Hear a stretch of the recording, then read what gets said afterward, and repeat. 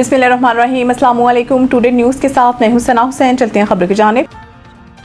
नवासा रसूल सल्लल्लाहु अलैहि वसल्लम और शहदाए करबला की अजीम कुर्बानी का दिन योम आशूर आज अकीदत व एहतराम से मनाया जा रहा है। कराची, लाहौर, रावलपिंडी, मुल्तान, सक्खर, हैदराबाद, मुजफ्फराबाद, पेशावर और कोयटा समेत मुल्क के छोटे बड़े शहरों में 10 मुहर्रमुल हराम के जुलूस निकाले जा रहे हैं। जुलूस के हमरा रिवायती अलम, जुलजना और ताज़िये भी हैं। इस दिन की मुनासबत से खसूसी मजालिस और दीनी महाफिल मुनक्किद की जा रही हैं, जिनमें उलमाए कराम और ज़ाकिरीन की जानिब से इमाम हुसैन के पैगाम और इनकी कुर्बानियों की अहमियत पर रोशनी डाली जा रही है।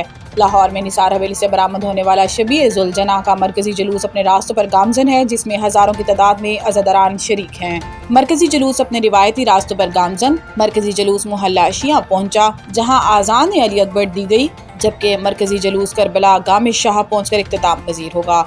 सिक्योरिटी एहलकारों की जानिब से जुलूस की मुसलसल निगरानी जारी है। कराची में मरकजी जुलूस निश्तर पार्क से बरामद हो गया। जुलूस इमाम बारगाह हुसैनिया ईरानिया खारादर पर खत्म होगा। जुलूस से पहले निश्तर पार्क में मरकजी मजलिस मुनक्किद हुई। कोयटा में आशूरा का जुलूस इमाम बारगाह हुसैनी सादात सैयदाबाद अलहमदार रोड से बरामद हो गया, जो शाम मगरिबैन के बाद इख्तिताम पजीर होगा। कोयटा में शबीए जुलजना और अलमुताजियों के कुल 35 दस्ते शामिल हैं, जबकि जुलूस के रास्तों में नाश्ते, ठंडे पानी, शरबत की सबीलें, जबकि इमदादी कैंप भी लगाए गए हैं।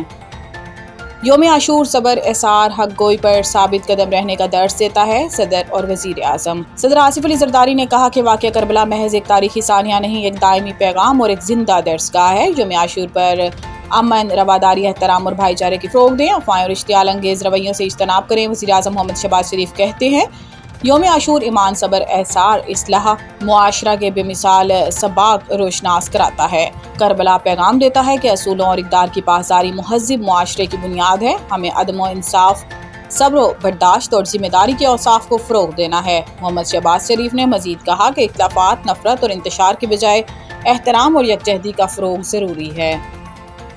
वेनेज़ुएला में क़यामत खेज़ ज़लज़ले से हलाकतों की तादाद 235 हो गई, 4000 से ज़ायद अफराद ज़ख्मी।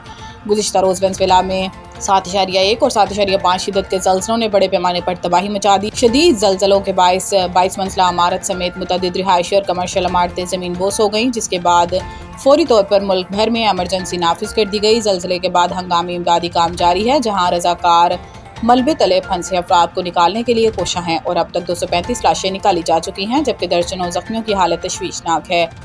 अमेरिका का ईरानी पासदारान इनकलाब के साथ बराह रास्त राब्ते का फैसला। अमरीकी नायब सदर जेडी वेंस ने बरतानवी न्यूज़ वेबसाइट को इंटरव्यू देते हुए कहा कि अमरीकी सेंटकॉम और ईरानी पासदारान इनकलाब के हुक्काम दोहा में मुलाकात करेंगे।